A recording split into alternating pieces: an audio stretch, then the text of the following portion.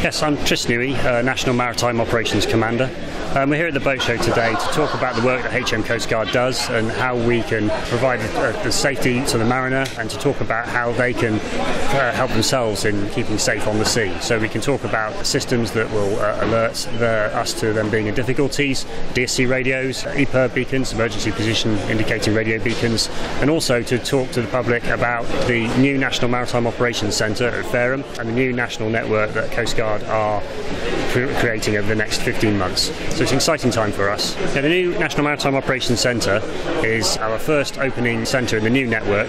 It's the hub of operations where we shall manage our entire UK network, which will grow over the next 15 months.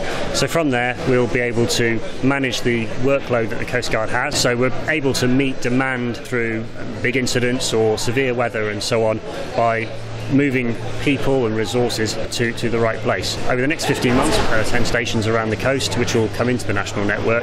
They'll all be work together, we'll all be able to provide support to each other and also to any mariner in distress at the sea. We'll be able to provide a much more consistent and better service than we have done in the past.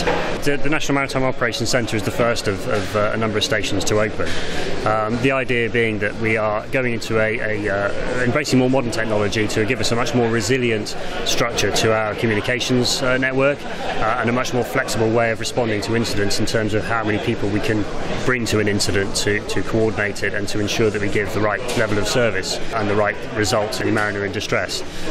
So over the next 15 months we'll be going through that process. We'll be closing some of the older stations and transitioning some into the new network as we go. That process shouldn't affect the mariner in any particular way. They should still receive the same service from us. They shouldn't be seeing any particular changes, and they can continue to contact the Coast Guard in the way they have been before. So it's a lot of internal change, but it's a much improved service from the mariner's point of view.